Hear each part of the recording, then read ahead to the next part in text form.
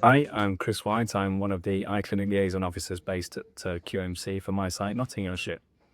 My role here is to basically inform patients of their eye condition, how it affects them, and to make sure that they get referred on to the correct kind of services for them, be that counselling, local authority intervention, occupational therapy, that kind of thing.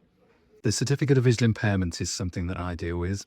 The consultant, when your sight loss reaches a certain level, will issue a certificate of visual impairment as either sight impaired or severe sight impaired. Once that paperwork is generated, it comes to me and I process it.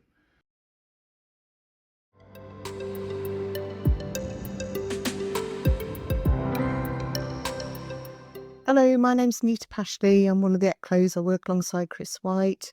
We give support to people with practical support, but we also support people emotionally because we realise that a diagnosis of sight loss or having a sight condition is wrapped up with how that person feels about themselves because it impacts every aspect of that person's life, which could be their job, it could be the things that they love doing, it might be daily living, practical things.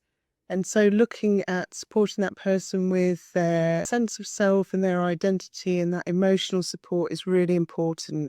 And a lot of what we do is being here to listen to people and acknowledge what they're going through, and then to look at what support we're able to give them going forwards.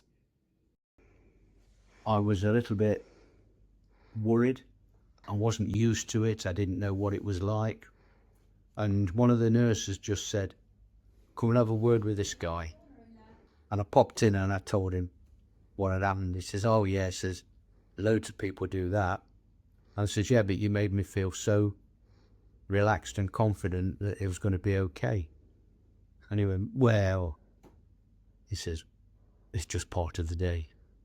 And I went, "No, it's not, because you don't realise what it actually means to us."